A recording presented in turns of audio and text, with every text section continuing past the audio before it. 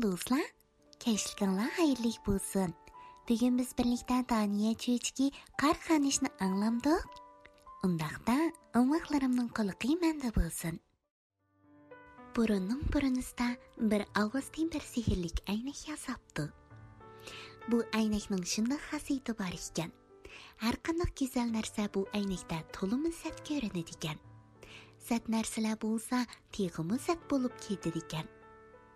Bir kuni alvasti ehtiyotsizlikdan aynakni qo'ldan tushirib yetibdi. Aynak pari bo'lib, son-sanoqsiz parchalarga aylanib, dunyoning hamma yerida uchib yuradigan bo'ldi. Har bir aynak parchasida ashu aynakning sehriy kuchi bo'lg'ashqa, bu aynak parchalari ko'ziga kirib ketgan kishilarga hamma narsaning yomon tarbi ko'rinadigan bo'lib qoldi. Hatta ba'zi kishilar tosh yuraklarga aylanib, bak rahimsizlashib ketibdi. Bu ishlarni ko'rgan alvasti uchaylari uzilgida qaqaqlab kulib ketibdi. Chunki u bunday ishlarni ko'rsa, ajoyib xushal bo'ladi ekan. Bir cho'ng shaharda ikki bola bor ekan. O'g'ilning ismi Karl, qizning ismi Gerda ekan. Ular aks-singil bo'lmasa-mu, xuddi bir tuqqan qarindoshlardek o'tdi ekan.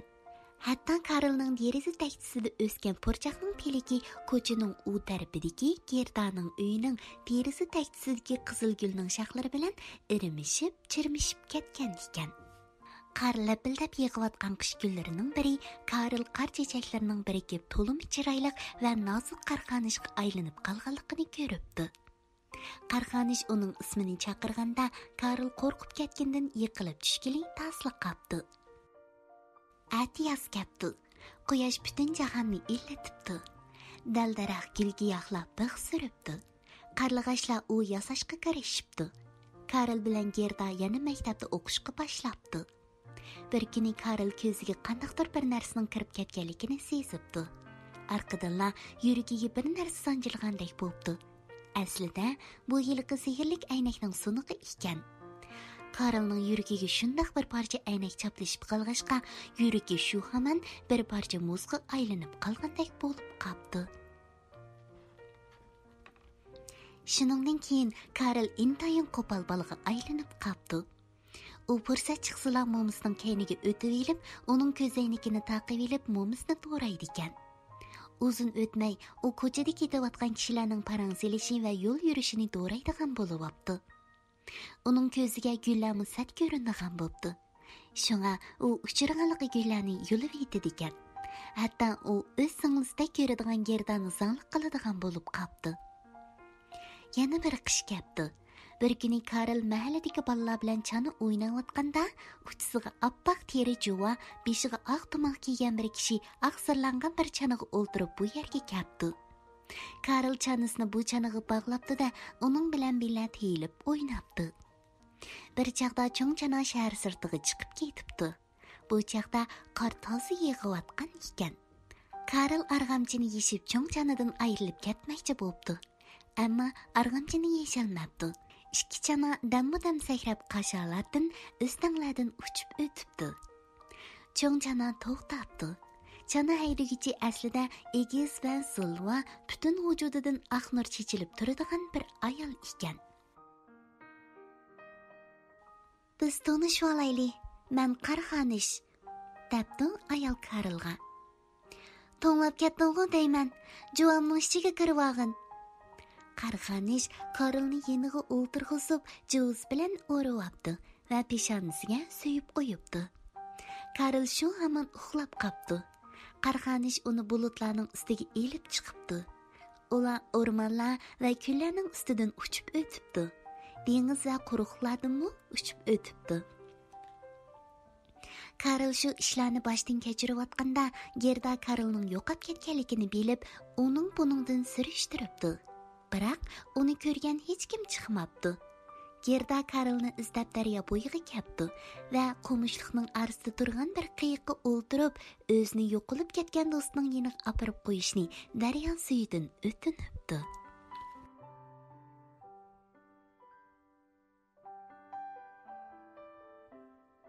Qiyiq daryo eqinni bo'ylab oqa oxir bir aylanmadan qirg'oqqa tirilib qopdi. Gerda qirg'oqqa chiqib, neridagi bir o'rmonlikni ko'ribdi. U Karlni o'rmonlikqa kirib izlab boqmoqchi bo'ldi. Gerda o'rmonlikqa ishkirlab kiribdi. Bir necha soat mangan bo'lsa-mu, Karlning qarisini ko'rolmabdi. Uning charchab mangudek hali qolmabdi. Qo'rsqi ichib, uchaylari tortishib ketibdi. Shuning bilan u bir daraxtning tövida birdam aram ilib olmoqchi bo'libdi. Tuyuqsiz qaqildigan ovoz anglanibdi. Gerda qarasa, daraxtning ustida bir qag'i qaqildavatqudek. Gerda qag'iga do'sti Karlni yo'qitib qo'yganligini, hozir uni izlab yurganligini so'zlab beribdi. Karl degan bolani damsan. Buni meningdan so'ra. Uning nadilkini mana men bilaman. Debdi qaga. U qarxonishning chonisiga o'ltirib, uning bilan bili osmonga uchib ketdi. Qarxonishning mamlakati Yevropaning shimol tarafida ekan. U yerni qish-yoz qor muz qoplab turadi ekan. Gerda u yerga o'z yolg'iz qandoqmi bora olsin? Qaga Gerdani o'rmonlikdagi bir bug'ining qishig'i boshlab beribdi. Gerda bug'iga Karlning yo'qab ketganligini, qog'ining aytishicha qarxonishning mamlakatida ekanligini so'zlab berib, "Do'stimni istab tepishimga yordam bera olasizmi?" debdi. Bug'a ma'qul bo'pti va Gerdaga "Sen izlayotgan bolni qarxonish uxlatib qo'ydi. Bundoq bo'lganda u yiliqi sehrlik aynaqning xosiyati bilan o'tkazgan xatoliklardan saqlana oladi" debdi. Gerda bug'iga minibdi. Bug'a o'rmonliklarni kesib o'tibdi. Sozliq va o'tliqlardan eshibdi. Axir ular intayin so'g'uq bir tuzlanlikka yetib ketdi. Birdilla hayvatlik bir qasr Gerdaning ko'ziga cheliqibdi. Qasrning temi qardan qo'pirilgan ekan. Suyak-suyaklardan o'tadigan shivirg'an uning derisi va ishkidan chiqib turadi ekan. Qasr ichidagi necha eg'iz uy qor ushqinlaridan hosil bo'lgan ekan. Kuchli shimoliy qutb nuri ularni yoritib turadi ekan. Mana bu qarxonishning turar joyi ekan. Shu kuni qarxonish do'stinikiga mehmondorchilikka ketib, qasrdan Karl yolg'iz qolgan ekan. Gerda qasrga etilib kirib, o'likdek uxlab yotgan Karlni ko'ribdi-da, uni quchoqlab yig'lab ketibdi. Biroq Karl ko'zini ochmay, qimir qilmay yetibdi. Gerdaning taramlab eqiyotgan yoshlari Karlning ko'ksiga tushibdi va uning yuragiga singib kirib, heliqi aynak sunuqini eritib etibdi. Karl tuyuqsiz ko'zini lappida echibdi va Gerdani ko'rib, uni quchoqlab yig'lab ketibdi. U shundoq yig'labdiki, ko'zdagi aynak sunuqimi chiqib ketibdi. "Gerda, shuncha chog'dan nalarga ketding? Men qayerlarda yurgandiman?" debdi atrofga ko'z yugurtib. Ikki do'st qayta tepishib, qattiq xushal bo'lib ketibdi. Ular qo'l tutishib qasrdan chiqibdi. Oq ko'ngil bug'a ularni mindirib uylariga apirib qo'yibdi. Zimiston qish oxirlashib bahor kelibdi. Karlning deraza tagchisidagi purchoq yana unib, peliki uzun shung tortibdi. Gerdaning deraza tagchisidagi qizil gulmi echilibdi. Ular bir-biri bilan irimishib, chirmishib ketibdi. Bularning hammasi Karl bilan Gerdaning mangulik do'stligining simvoli bo'lib qoldi.